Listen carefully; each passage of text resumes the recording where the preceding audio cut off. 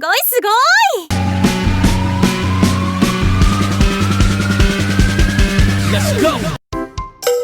In a bowl, add in 2 tablespoons of Gochujang. Once you got that sticky boy in there, you can move on to 1 tablespoon of soy sauce, 1 tablespoon of sake, 1 tablespoon of mirin, 1 tablespoon of sugar, 1 tablespoon of tomato sauce, a little sprinkling of sesame seeds, a teaspoon of garlic, and a little splash of sesame seed oil, and off to the side with that sauce. Now it's time for the gyoza part of this, so cut up an entire cabbage. Make sure it is nice and shredded to pieces, and then pop them in a bowl off to the side, and grab some Chinese chives or NIRA, and chop those up too, nice and fine. Then you want to grab one lovely looking leaky boy and chop him into long strips. These are just a garnish, so if you don't have a leek, no worries at all. Get them beautiful long strips going. Now then, once you've got everybody nice and ready, stick everybody onto a plate and let's pop everyone into a bowl. Shove in 500 grams of beef and pork mix, along with your cabbage and nira, 1 tablespoon of sake, 1 tablespoon of soy sauce, 1 tablespoon of sesame seed oil, and 1 teaspoon of garlic, with a nice sprinkling of salt.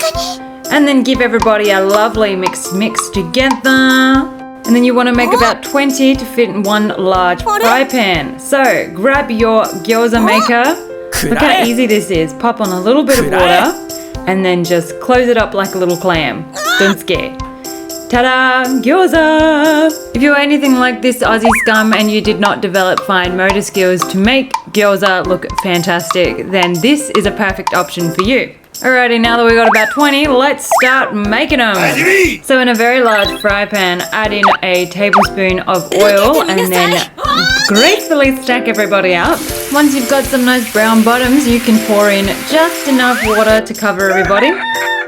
Simmer on a low heat till everybody's done, and ta-da! Add on a little sprinkle of sesame seed oil and your Yangnyeom sauce.